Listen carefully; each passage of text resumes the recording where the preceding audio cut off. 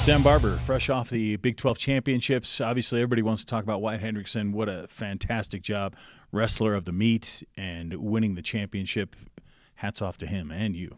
Well, what's Wyatt? You know, it's all Wyatt. You know, like he creates his own opportunities, right? And he does things the right way. He's one of those guys that just constantly just shows up with the right attitude, the right approach and the right mindset, and he works hard, right? So and he's gifted, right? So like all those things going together, you know, the old saying like hard work beats talent when talent doesn't work hard. Well, Wyatt's, you know, a talented guy that works extremely hard, so he creates a lot of great opportunities for himself. But yeah, just another good tournament for Wyatt. You know, I think it's important to point out a few things about that. Like number one, he had 4 bonus point victories. You know, he had 2 pins, 2 major decisions. And in the finals, I think if you go back and the woulda, shoulda, couldas, but you know, from my perspective, that guy's shoulders were pretty dang flat. You know, and I was pretty close to it. So, but you know, that part of a great tournament. Really, I think the thing that sticks out about Wyatt is the composure, right? You go out, you get taken down, he gets rolled to his back, he fights through, you know, in 23 seconds, and I'm like, hey, like there's a lot of wrestling left, you know, escaping a takedown. This is a 1-point match, and for him not to, he just didn't lose his composure. And a year ago, you know, maybe he handles that situation a little bit different. Maybe he takes some unnecessary risk, but he didn't. He just went back to like, well, this is what I do. This is what I do well.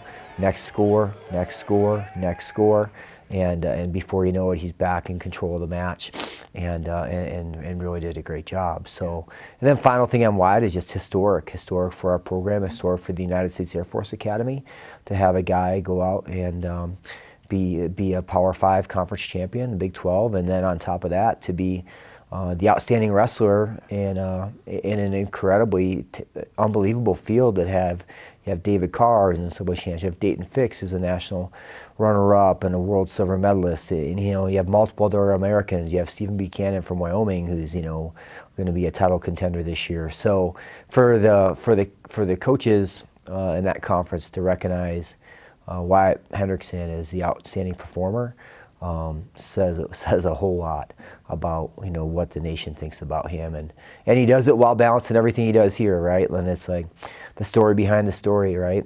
Wins the Big 12 champions, outstanding performer, celebrates with his family, and then goes upstairs and studies with his classmate on Sunday night because he had homework due, right? So it's a different place. You can get a world-class education here. You can compete at the highest level, and you can be part of something bigger than yourself. That's who we are. Certainly. And Wyatt, not the only one going to the NCAAs. Sydney Flores going for sure. Find out about Sam Wolf later today. So you will have a small delegation going in a couple of weeks. Yeah, well, congratulations to Sydney Flores for creating an opportunity for himself, right? Like, really, you know, and I'll talk about the whole team here next, but like, you know, Sydney really went out and put his best wrestling of the year on the mat, and he really created some great opportunities, you know, some really hard-fought matches, you know, overtime victory, right?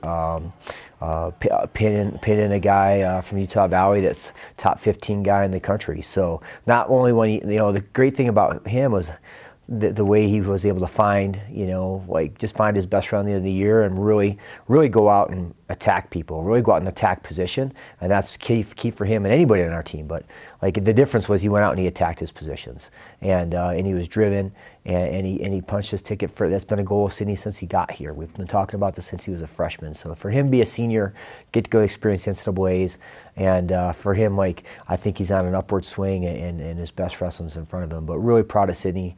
Really glad he's going to get to go, and we'll find out about Sam Wolf this afternoon with the at-large selections, and you know, we really got our fingers crossed there and hope he gets to go. We feel like he deserves it. You know, he's got a good body of work in the season. Again, a consummate guy that does things right every time, all the time, right? So really hope Sam Wolf gets that opportunity to go to Detroit. Yeah, most definitely. And I know you want to recognize Jared Van Vliet and the job he did as team captain this year, and as well as the rest of the team. Yeah, I think the rest of the team and Jared Van Vliet, you know, the rest of the team, like, it was we talked about this last week, it was a really difficult season. You know, we wrestled the most challenging schedule in the history of the Air Force Academy, right? We had national ranked guys, and all along you're like, this is going to prepare us, this is going to prepare us, this is going to prepare us, we're going to turn a corner, we're going to turn a corner, we're going to turn a corner. Like, well, you know, it just never felt like we quite did. But this weekend it did. I think if you look at, from 125 all the way to heavyweight, 10 guys, they really went and showed up and put their best wrestling on the mat. Dylan Martinez to win, multiple overtime matches, to put himself one match away from going to NCAAs and to be a Big 12 medalist. Huge for Dylan. Huge. And he's had, he's overcome incredible amounts of adversity, speaking, from the competitive wrestling side of things, right? Like, it's been a very difficult year for him wrestling-wise. He's just had a lot of tough matches.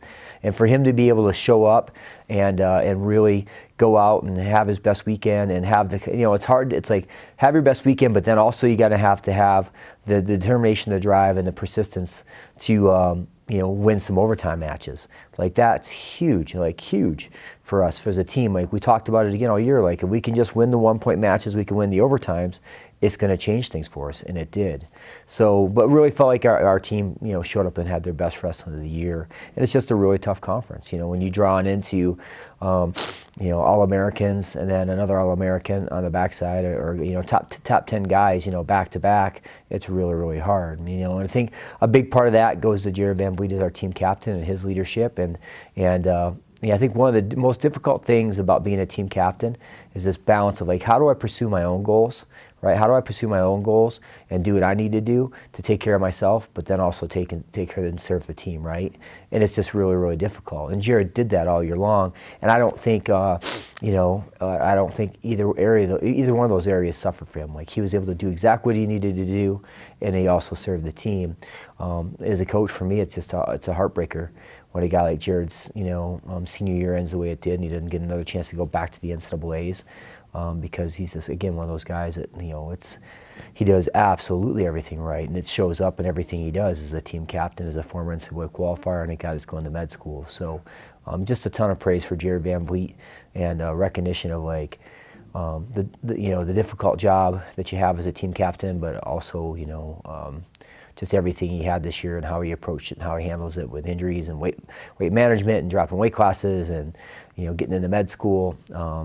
We talk about, his talk to the team was a little bit about, like, his mental attitude. And I'm like, doggone, you're probably the mentally toughest guy I know, right? Like, I don't know anybody else that could balance what you balance, right? So, like, for him, I know it's a tough, difficult time right now, and our hearts ache with his, but also know that he had a great career here at the Air Force Academy. His fingerprints, his legacy, all over this program, and he's not done yet.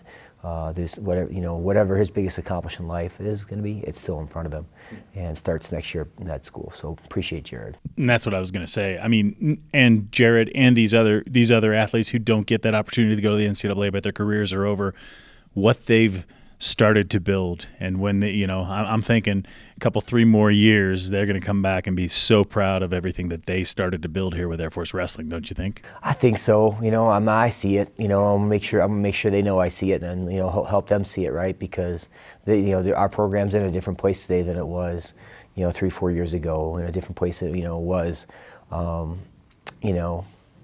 8 years ago, 15 years ago when I got here. Results-wise, we're probably, hopefully we're getting close to those 2002, 2003 years of Coach Bachman, and that's on my mind, right? Where Coach has his funeral this weekend, and going to go celebrate him, and we want to make sure that his legacy lives on, in what our guys do today. But I think, yeah, the results are one thing, but obviously we're a mission-first program, and hopefully like what these guys get to do in everything that they do, right? Pursue excellence in all things. And I think I really feel like our guys are having a lot of success there, and hope they continue to do that. And it's the type of program we want to have, and and that's the expectation. So.